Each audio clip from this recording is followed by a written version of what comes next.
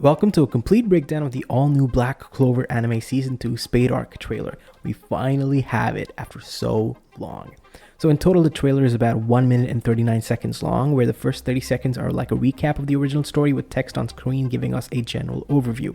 And if you count the brand new 4-leaf clover animation, we have about 1 minute and 10 seconds of brand new animated content from Black Clover. Now, I'm going to break down every single scene that was revealed in the trailer, and we'll also talk about the potential pacing of the new season and what we can expect going forward and my predictions on the airing date. But before the trailer, we actually got our first look at the key visual for the season. The first one was phenomenal. The second one is drawn by Itsuko Takeda, again, the character designer for the anime. She did a great job there and here. And here we see Asta and his demon slasher devil union form coming out of the 5-leaf clover symbol.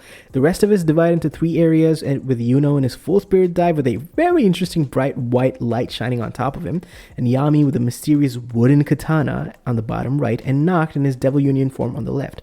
Although they all look great, Takeda's take on Yuno is really the best one here. While being quite different from the original manga style, her Yuno always looks great, and overall the KV looks fantastic. It even looks like a manga volume cover, and I really like that. But moving on to the main content of the video, we finally get started with the trailer. It begins with a fantastically iconic and phenomenal shot of Asta's 3 swords stuck into the ground and Yuno's pendant dangling from the hilt of Asta's first sword, the Demon Slayer. I've always loved this shot when they started using it in the OPs and EDs, and I'm really happy that they decided to include it as the primary opening portion for the trailer.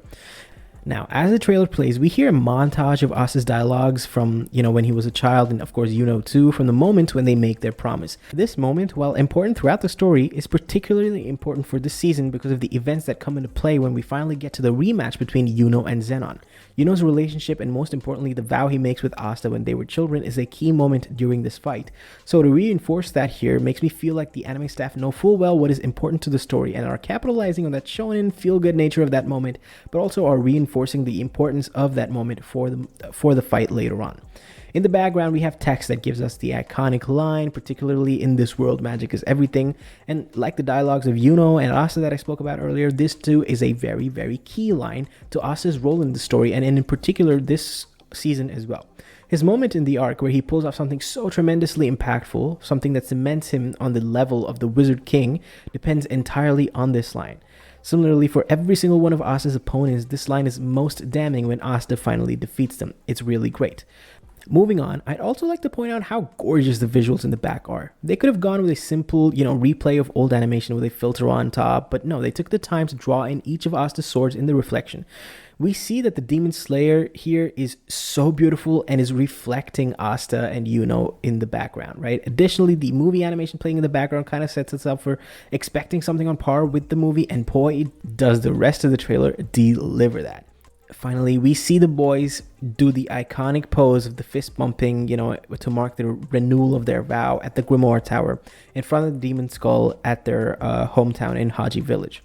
Now, at this point, although we've seen some new animations with the swords, we're about to see a brand new take on the leaves of the clover. Again, an iconic segment from the original show. I really love the CG work here. The team that worked on the compositing of this PV is the studio Stereotype, and they are also the ones who worked on this CG cut as well. The movie had phenomenal similar CG moments where they showcase the previous Wizard Kings, Conrad breaking out of Julius's time seal magic, and even the previous Wizard Kings. Either way, the people who worked on it really nailed it, and it looks fantastic. I really hope to see much more of this as the season progresses. Interspliced throughout the CGI cut, though, is basic information on the series and the anime. The purple color here is indicative of Yami's magic in a very interesting way, but I'll get to that in the later part of this video. So one of the things that we've not really been able to speak about, and obviously can't listen to, is the music when I'm breaking down the video because of copyright reasons, obviously.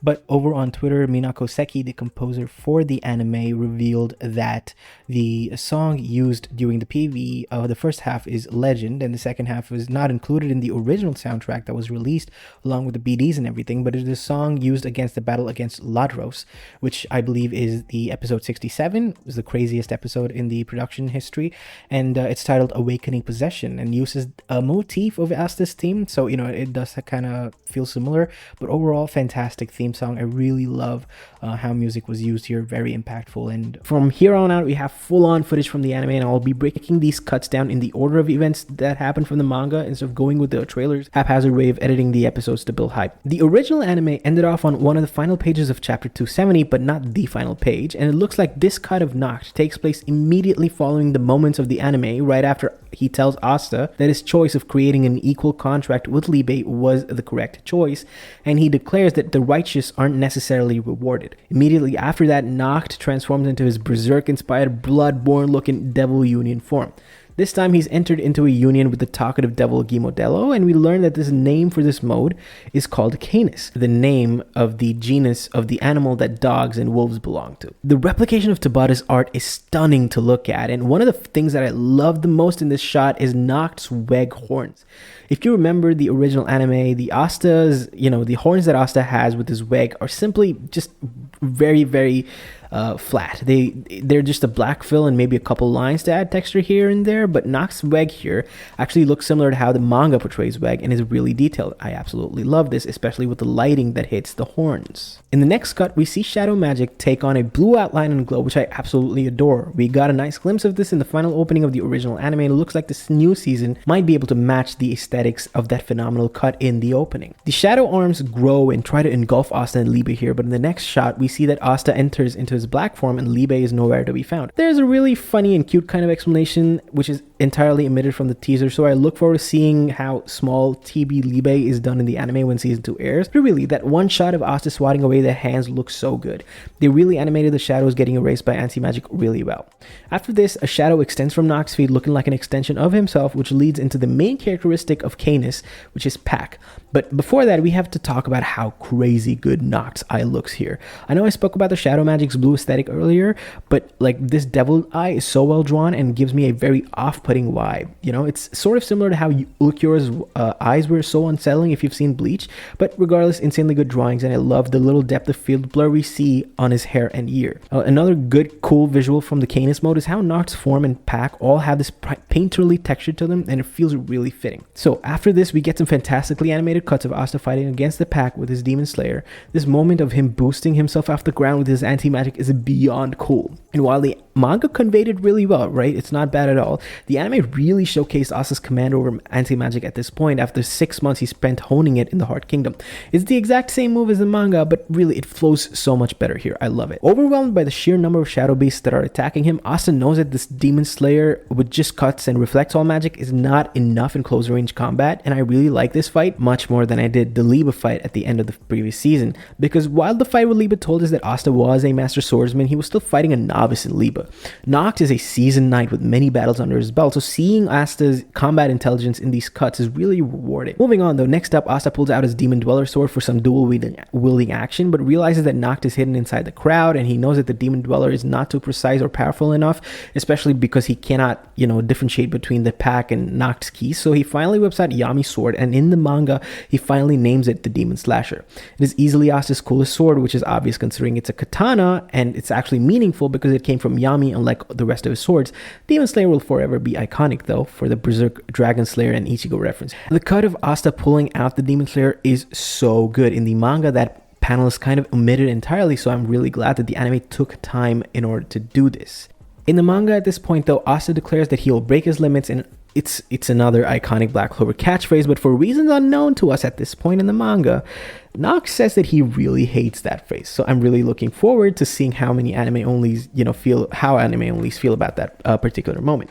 So we're about 19 seconds into the animated content now, and we've already covered the remaining pages of chapter 270 and a majority portion of chapter 271 already. The teaser then skips over a lot of content that was already adapted in the original season and the rest of Nacht's training to the most intense moment in the training where Liebe and Asta settle on their common goal in this moment. I cannot let him die. It's a beautiful moment where Tabata explains the mechanics of Devil Union to us without actually writing it down. This moment between Asta and Liebe is very similar to something that spirit users are able to achieve with their spirits, and again, this moment is foundational for all the mechanics that we will eventually come to see. Finally, Asta unites with Liebe as indicated by his eye, which is so well drawn here. Immediately after this, I really want to hear "In the fifth leaf resides the devil" as Asta busts out his eye.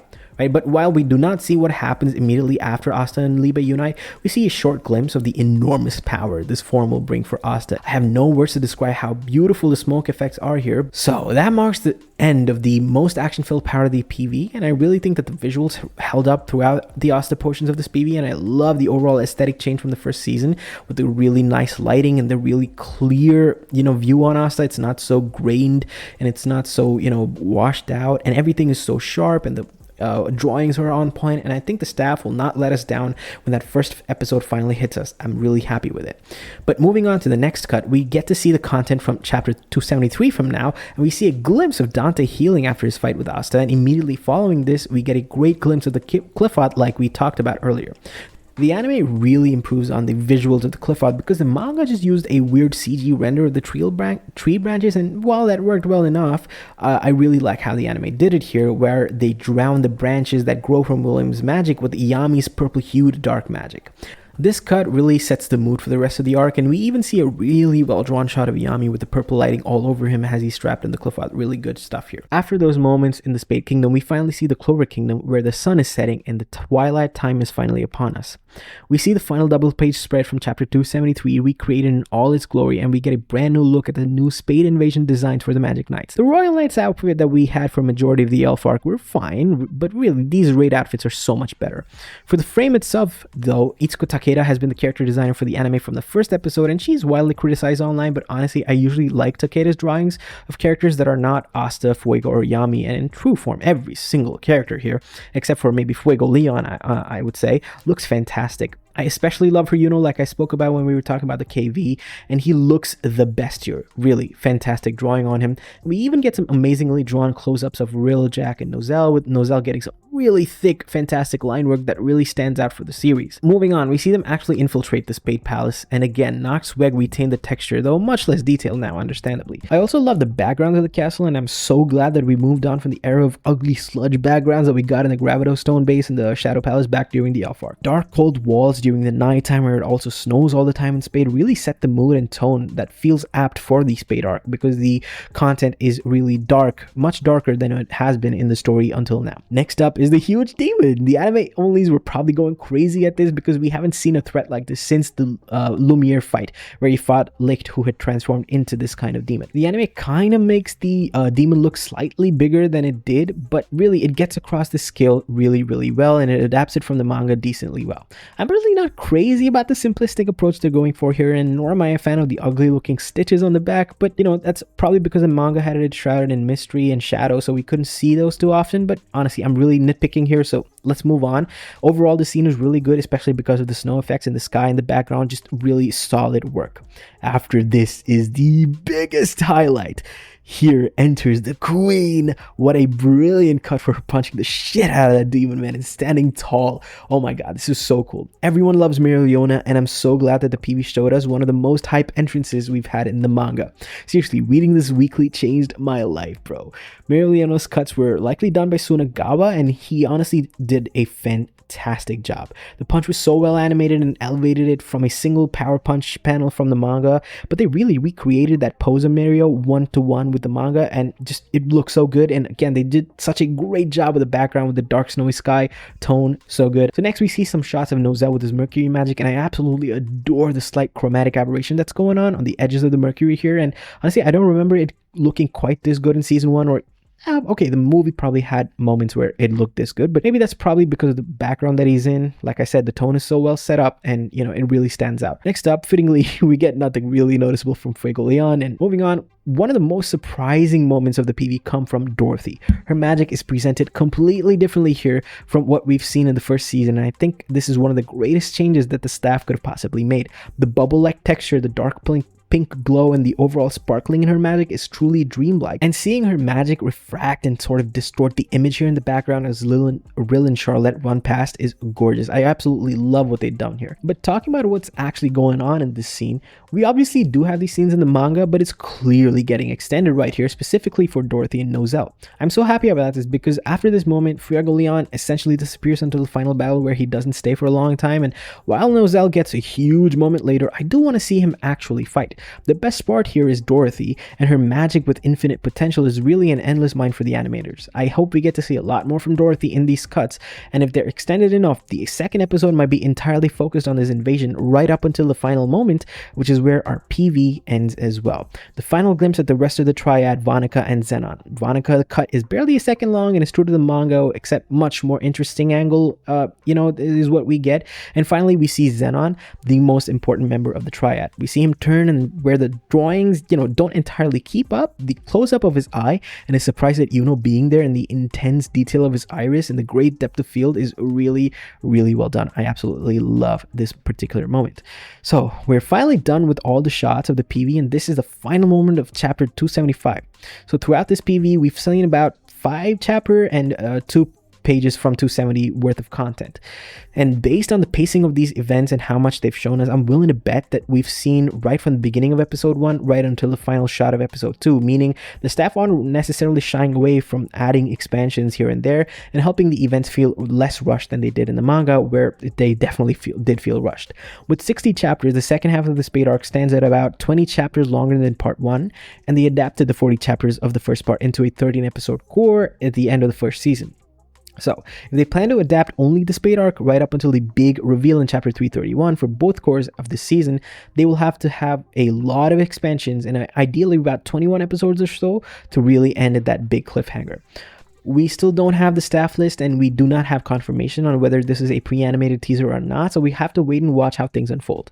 But if this is a pre-animated teaser though, I have a lot of faith that this is more in line with how the Bleach 1000 Year Blood War Part 1 had a pre-animated teaser, which was almost exactly the same in quality as the actual anime, so I have high hopes that our staff will deliver when the anime actually comes through. Finally, we know that the anime is coming this upcoming year, but with no real release window, it leads us to speculate. Bleach's 1000 Year Blood War final core will finally air in July, I believe, in summer, and with a confirmed episode count of about 13 episodes, it'll run from summer right through until fall. October is where the original anime started airing too, back in 2017, the original anime of Black Clover, that is, so it makes sense to expect a fall release for the upcoming season 2 as well, sometime in October perhaps, coinciding with the anniversary. Ideally, if the staff need more time, I really don't mind waiting a few more months until 2027 if that's what it takes to get us a perfect Spade arc adaptation, but really this PV satisfied me so much when I was watching it and really did a great job of getting everyone hyped for the Black Clover anime's return. But that's it from me, guys. I really like to see, what you guys think about this teaser in the comments below, and make sure to like and subscribe if you enjoyed this video, and I'll see you in the next one. Peace.